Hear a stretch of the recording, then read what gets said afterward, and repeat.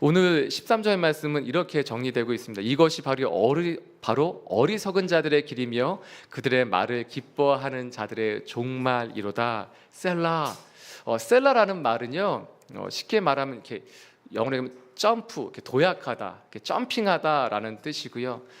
또 다른 의미로는 쉼표, 마침표와 쉼표가 있어요. 쉼표의 느낌입니다. 음악적인 표현으로 얘기하자면 간주와 같은 것입니다. 저희가 악기를 가지고 이 시편을 노래할 때 노래하다가 노래를 멈추고 악기만 연주하는 것과 같은 것입니다. 이렇게 노래를 연주하면서 그 가운데 하나님의 임재를 경험하는 것이, 그래서 다시 한번 그것을 도약하며 점핑할 수 있는 것이 셀라입니다. 셀라에 대해서 여러 가지 연구들이 많이 있어요. 그렇지만 종합적으로 볼 때 음악적인 표현으로 봤을 때는 연주를 하면서 하나님의 임재를 경험하는 것, 또 다른 찬양의 시간이, 노래의 가사는 없지만 하나님의 임재를 경험하는 또 다른 도약의 시간이 될 수 있을 것입니다.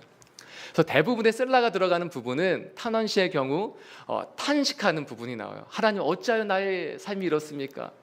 사방을 둘러진쳐서 다들 나를 공격하려고 합니다.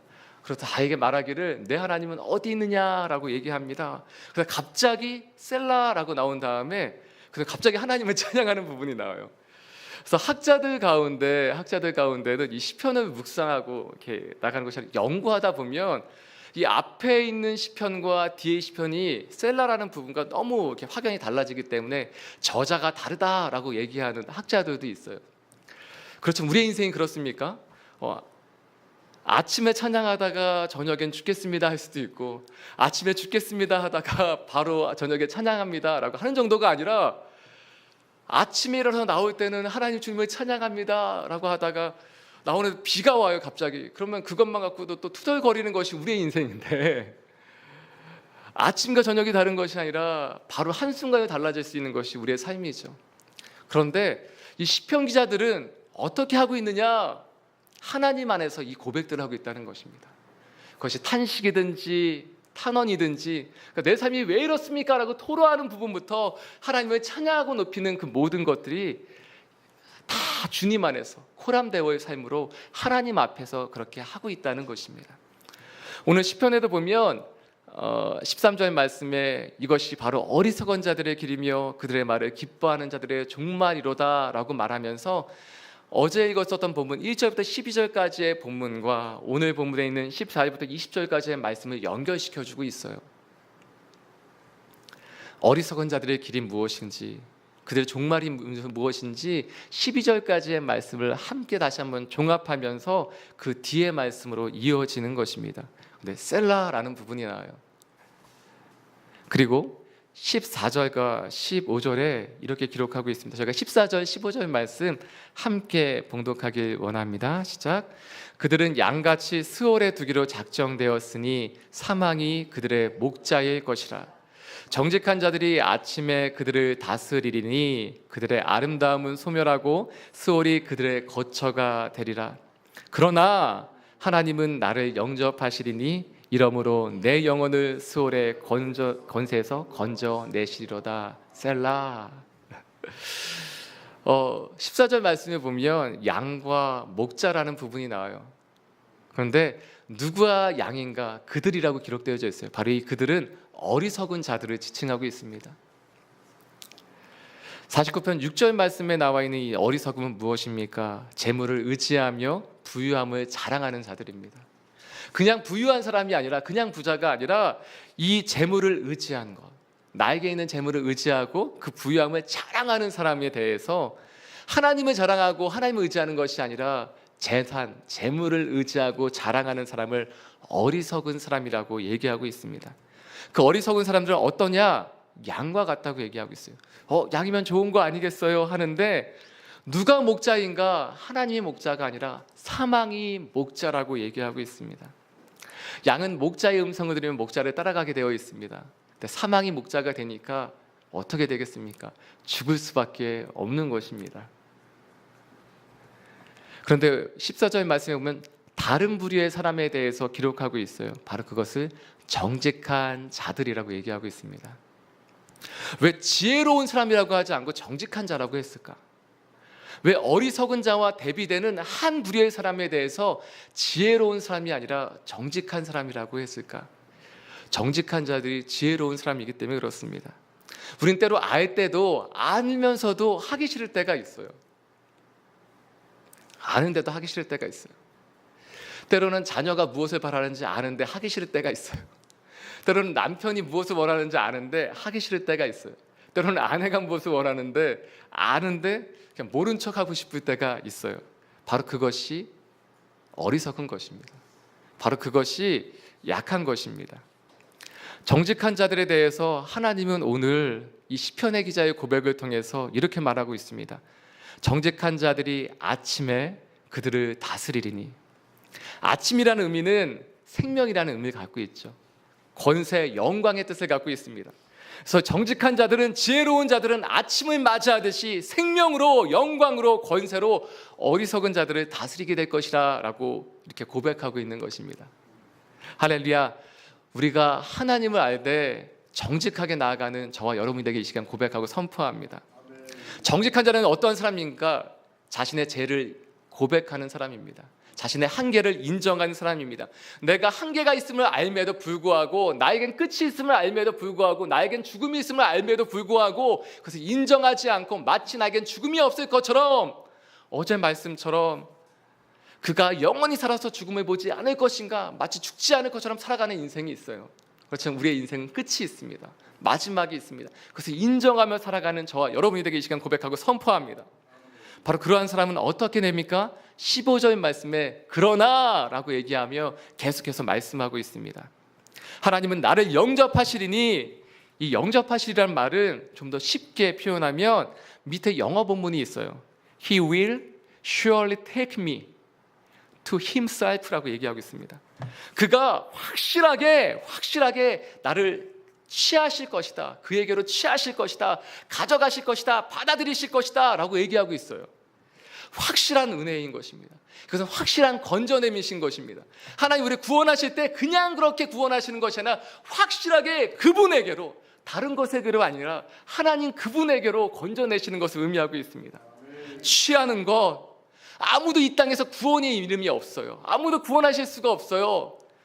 어제 본문과 같이 평생, 아니 영원토록 산다고 해도 아무리 돈을 많이 벌어도 그 재물로 한 명의 영혼을 구원할 수 없어요. 그런데 그 구원을 확실하게 이루시는 분이 있는데, 바로 그분이, 넉넉하게 이루시는 바로 그분이 예수 그리스도이십니다. 오늘 14절과 15절 말씀을 보면 생각나는 시편 말씀이 있어요. 그냥 제가 봉독하도록 하겠습니다. 여러분 잘 아는 말씀이 있기 때문에 시편 23편에 이렇게 기록하고 있어요. 14절과 15절 말씀에 있는 것처럼, 여호와는 나의 목자시니 내게 부족함이 없으리로다. 그가 나를 푸른 풀밭에 누이시며 쉴만한 물가로 인도하시는도다.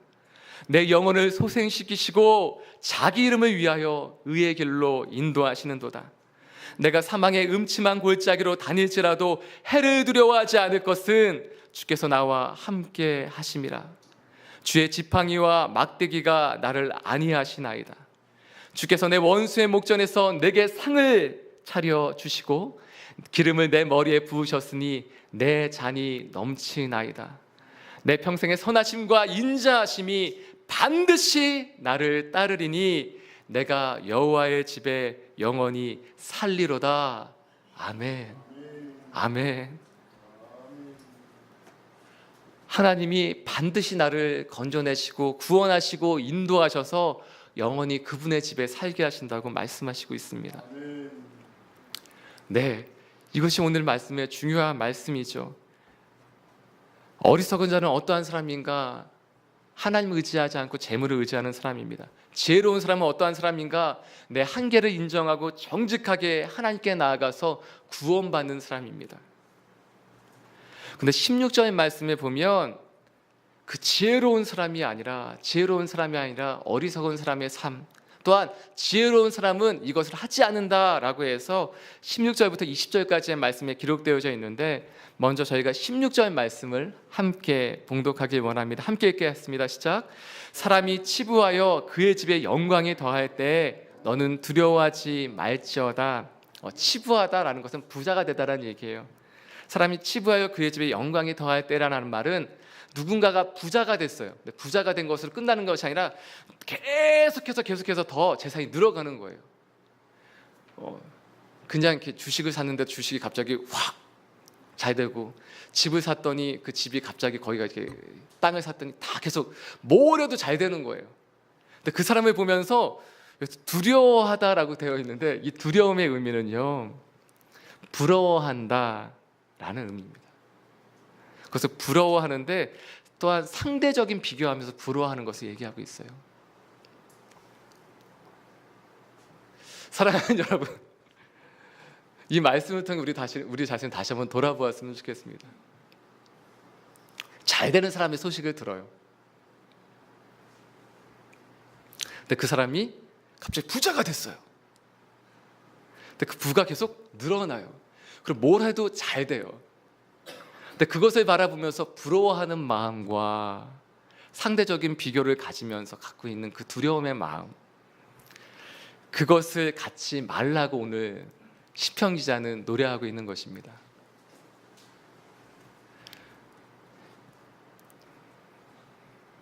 많은 생각들이 오고 가실 거라고 생각이 들어요. 우리 주변에 널려 있죠. 근데 그 사람이 하나님을 잘 믿는 사람이면 괜찮을 때가 있어요. 그래, 하나님 잘 믿으면 저렇게 되는구나. 물론 그럴 때도 비교할 때가 있죠. 그럼 나는 하나님 잘 못 믿고 있나. 또는 하나님 잘 안 믿는 것 같은데 잘 되는 사람을 보게 될 때가 있어요. 그때는 하나님, 나는 정말 하나님께 헌신하고 있는데 나의 삶은 왜 이럴까, 이렇게 돌아볼 때가 있죠. 오늘 시편 기자는 이렇게 노래하고 있는 것입니다. 그것을 두려워하지 말라, 부러워하지 말라, 비교하지 말라라고 얘기하고 있어요. 그리고 그 이유는 17절 말씀에 있는데요, 그가 죽음에 가져가는 것이 없고 그의 영광이 그를 따라 내려가지 못함이로다. 죽으면 끝이란 얘기예요. 그런데 그럴 때가 있죠. 아유, 하루를 살아도 잘 살아봤으면 좋겠습니다, 이렇게 얘기하는 분도 있어요. 그냥 이 땅 살아갈 때라도 그냥 잘 살았으면 좋겠습니다. 근데 사랑하는 여러분, 이 땅에 소망을 두는 것이 아니라 영원한 것에 소망을 두고 살아가는 저와 여러분에게 이 시간 고백하고 선포합니다. 이 땅의 것이 아니라 하늘의 것을, 이 땅에 단 한순간의 것이 아니라 영원한 것을 선포하고 또한 선택하고 붙잡는 저와 여러분에게 이 시간 고백하고 선포합니다. 왜냐? 그것은 15절 말씀에 있는 것처럼 예수님이 우리를 태크미 정말 취해 주셨어요. 가져주셨어요. 근데 그냥 가져주신 것이 아니라 생명을 내어주시고 가져주셨어요. 우리가 날마다 어떠한 마음을 가져야 되는가? 그것은 십자가의 은혜를 기억하는 것입니다.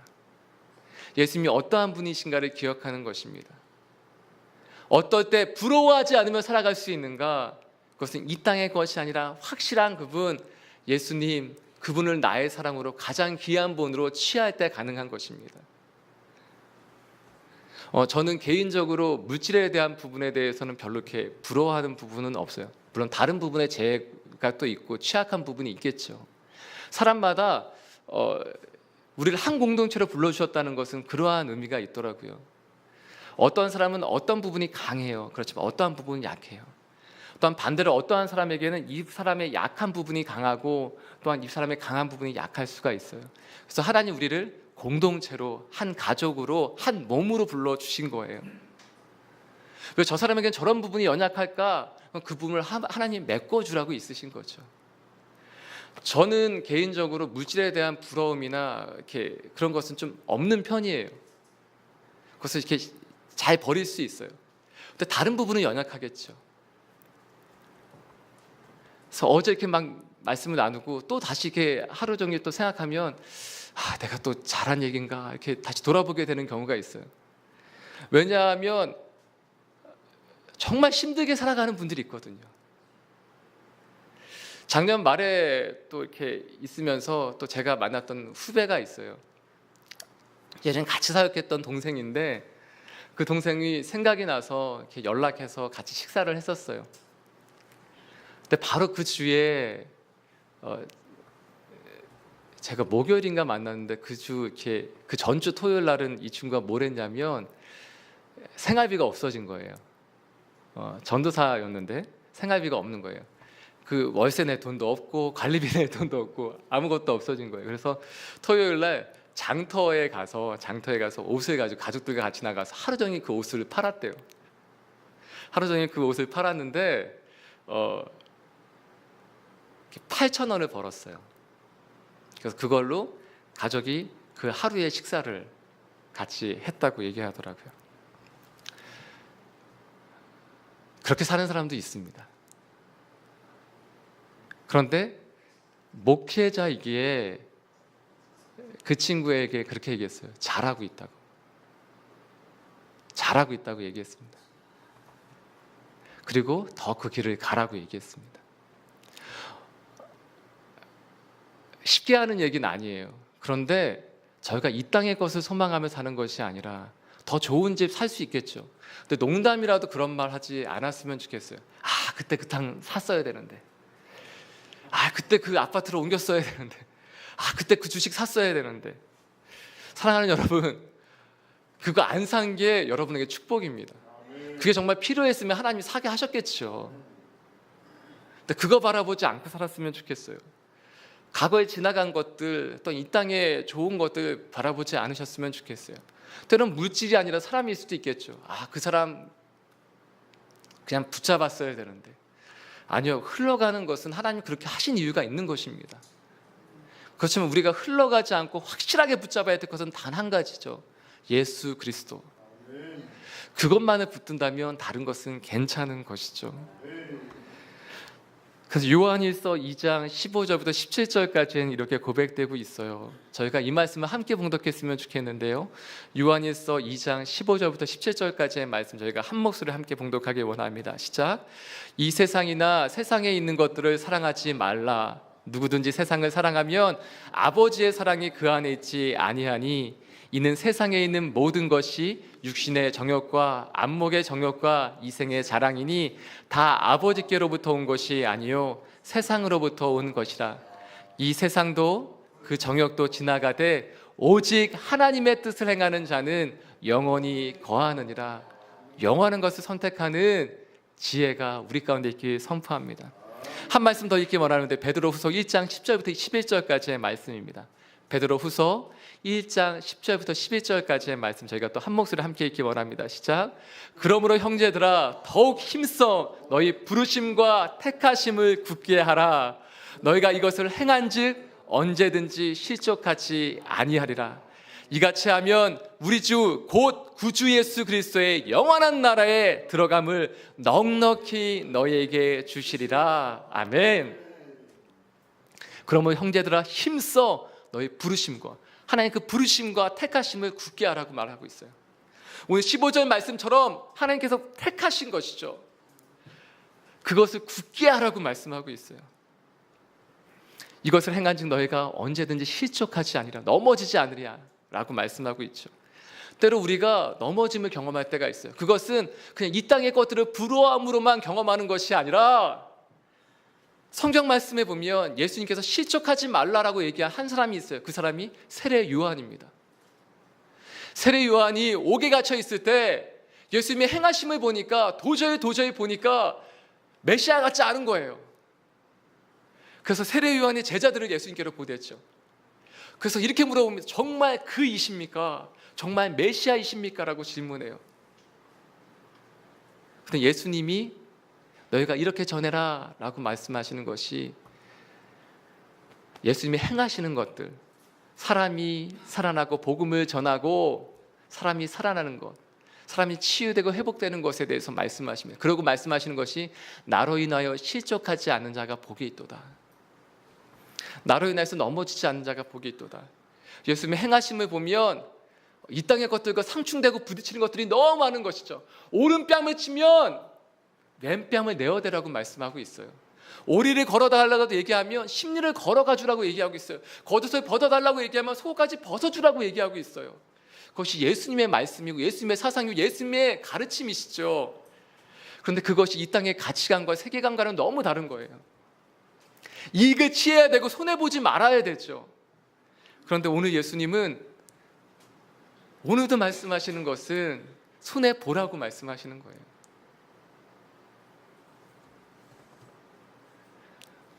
이것이 기쁨이 되길 선포합니다. 손해보는 것이 우리 가운데 기쁨이 되고 소망이 되게 이 시간 선포합니다. 그냥 손해보는 것이, 억울함 당하는 것이, 하나님 그것이 나에게 기쁨이 되게 해 주십시오. 이전까지는 구약에서도 그렇게 얘기했어요. 오른뺨을 치면 똑같이 오른뺨을 쳐야 되는 거예요. 손가락을 자르면 똑같이 거기까지. 왜냐하면 사람이 악하기 때문이죠. 동해복수법이라는 것은 동일하게 거기까지만 하라는 거예요. 사람은 그 이상을 하기 때문에 한 명을 죽이면 두 명을 가서 죽이고, 한 명이 내 가족이 죽었으면 가서 그 일가족을 몰살시키는 것이 이 과거의 인간성이기 때문에 거기까지만 해라라고 하는 것이 법지였죠. 근데 예수님은 새로운 법칙을 얘기하고 있는 거죠. 하늘나라의 법칙을 말씀하고 있는 것이죠. 하늘나라의 법칙은 아니다. 저 사람이 나를 해하려고 합니다. 그러면 그래, 십자가에 못 박혀 죽어라 라고 얘기하시는 것이 하나님의 법칙입니다. 바로 그렇게 사는, 그것이 때로 이 땅에 볼 때 손해일지라도 억울함일지라도 그것을 선택하는 것이 축복임을 이 시간 고백하고 선포합니다. 어떻게 이렇게 할 수 있느냐? 영원한 것을 선택했기 때문에 할 수 있는 것입니다. 영원한 예수님을 붙잡았기 때문에 이것이 가능한 것입니다. 왜냐하면 더 소중한 것을, 이 땅의 모든 것을 팔아 그 보물을 샀기 때문에 이것이 가능한 것입니다. 오늘 같이 부르고 싶었던 찬양이 있어요. 그것은 그런데 그냥 가사만 읽고 기도했으면 좋겠어요. 찬송가에 보면 찬송가 96장 예수님은 누구신가? 라는 찬송가가 있어요. 좀 권해드리는 것은 나무엔이라는 형제님이 있어요. 개인적으로 그분을 알 때 정말 이렇게 그분 예수님 같아요. 외모도 그분의 어떤 이렇게 노래도 너무 좋아요. 나무엔 분은 앨범도 있는데 이렇게 다운받아 들으시고 앨범을 사서 들으셔도 너무 좋으실 것 같아요.